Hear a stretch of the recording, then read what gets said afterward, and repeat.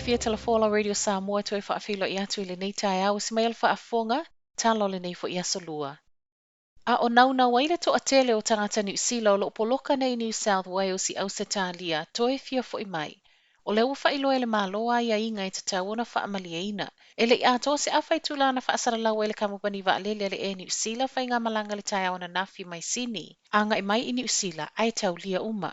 I ripoti e na o le wha se fulu i le ono se fulu no fua o le whainga malanga i tasi o lo mawhaiona whaatanga, fua i awanoa o lo iai no fuanga whaanofo e sea. Ma e iwa whainga malanga i tutono le isi se fulu aso, tau nui au kilani makalai estete, wa mai a whaatulanga. Peita ai ao tau whao ai tickets o whainga malanga, whaapele tau sa ili mai o ni potu whaanofo e sea o le toa tele. O le whaiwanga i le malo ma whailoa ia ingai whaatalo sanga i awanoa mo le lua se fulu pasene o potu whaanofo e sea whaaleo leo mo tangata. O lo mo mia vave le tatau na toi fo i mai. O nei a iainga, mua, o le nau e toi fia vave fo i mai i New Zealand. E tu iti ai le la matia o le soifua maloloina, po o le saunga le mu o le tangata malanga, ma isi o lona a inga. Lua, mo mia le toi fia vave fo i mai va ai le whanau, tolu, o se tasi o lo wha moe pe wha langolango i ele va ai o se tasi o lo i tutonu a New Zealand. Wha mo mia fe soani tau soifua maloloina, ele o ngā whātia o na mawai au se talia, male lima, fia vave sau ona ua iei se tūlanga tinga ina se tasi vāvala lata o lua so tanga. Ua whaia wa apitoa i ele malo se tasi o laina telefoni fe so ta ima iei lato o fia talo sanga i sa ili lo lato wanga vaa. Ma o sa wai ma le whautuanga i tangata New Zealand o lo New South Wales e ono sai a o tau whaava no ai le tasi afe potu i tutono le lua vai aso le awa amata whaitau e o mai whaanofo e se ai. O le soe amata tau nu mai ei whainga malanga wha apitoa toi whaafo i mai ei tangata New Zealand o lo i New South Wales ma o lo lato whaanofo e sea ua whaamalo sia nei e le tutongia. Ua nga ile malo e whaalau tele le whaamalo sia o le tatau na whai o tui pui e au fia i tangata whai ngā luenga o lo ngā lulua i wafu ma malaiva alele ma o lo mawalunga le ono la matia i le koviti.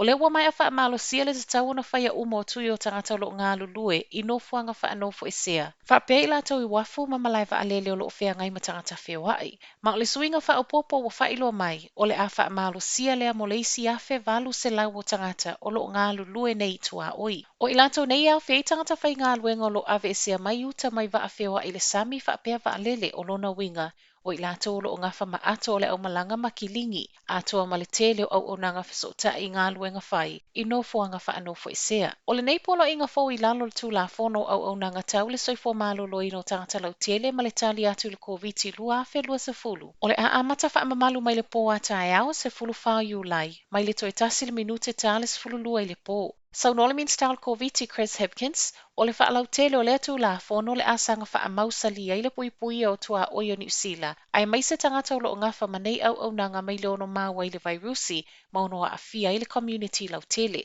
O tangata whai ngā luenga umale malo o lo la vea i lalo nei polo inga, e te tau no o atu le aso lua ono au kusa wa mai a whai au lua i tui. A o tangata ngā lulue o lo whai ngā luenga i lalo pūlenga tutu o tasi. Ta tauna whai au lua i tui whaangata mai le aso tolu se fulu o se tema. O tangata whai ngā luenga fau uma foi o lo la vea i lalo tu la fono le nei, e te tauna mai a whai au lua i tui o koviti, ele i amata whai ngā luenga. E o mai le taimin whaalau i loa mai ei nei swinga whaupopo ana nafi, e awhe fitu se lau wonos fulma le ono tangata ngā lulua i tua oi, e le i whai lava se tui o tui e lua o le koviti. O lea ua whaia suinga vavave le pūlenga o whale mai whaitu malo i Canterbury, a o whaatupula ia lea a fia le community mai ngase e a fia i le manawa. O lea ua saule talo sanga i tangata e asia whale mai kalai estete ma Burwood, e no foi le whale pe a whaia le malo si atoa, ma whaato a fia le whale mai pe a whai e mo o mia le vaai o le fo mai.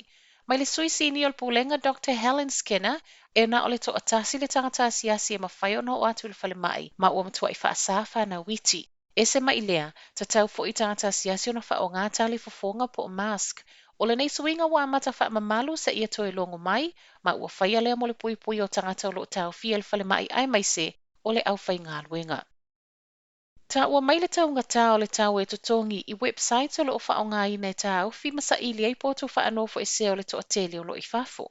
Wha mawina nafi, Wo o atu I le lua afe fase lau tā lai le tangata I to tasi, ma o loo alu pe I lunga, ma I le tasi se website o whaia. O le wo o atu ia November le whaatu muli o potu whaanofo I sea, ma a whai fo ia to e whaalea o ngai se tasi lo na wanoe no fuang whaanofo I sea, e na o nai se kone lava ai taulia. O loo whaatanga I le system nei websites po I lato o tā ua third party bookings, ma o le whaatangana foi, ua tu I natu ia I lato nei au fiai a inga ma travel agents. O loo whaia le fe sosoania ia I lato e le te le so lato sila fia I whainga wha a teknolosi. Ma ua telefou, o nisi o nei website e le ngata o loo tutongi le peimeni o tā ua le success fee, ai whaapea le peimeni o le tā sanga. A o whaatanga ia le pulenga o loo wa aia no whanga wha anofo e sea, o le u whaeloa o loo wa aina ia I le system. Whai watu tala mai fiti, valo se lau fitus ful tolu cases fall COVID to tonu fiti. Ai to tolu tangata mali liu wha o popo, wha mawina I le asona nafi. O leo whai numera, e lo ta ua ile wha se lau valus fulu 5 cases wha mawina I le aso sa. Ma le isi fwai to tolu o tangata wa mali liu. Mai le to tolu na mali liu ana nafi. O lo iai man tamaita I tala vau se fulu 5 tau sanga le wha pe tau nu watu wale mai wa umalo na ola. A o whaopopo ai cases ma tangata mali liwi fiti, o loo wha ngā solo pēr tui o le COVID le ua ono se fulu tesi ma le 2% o tangata fiti wa mai a whaia urua I tui ma le se fulu tasi tesi ma le 4% wa mai a umatui e lua. Tala nal tai au, man biel nei aso.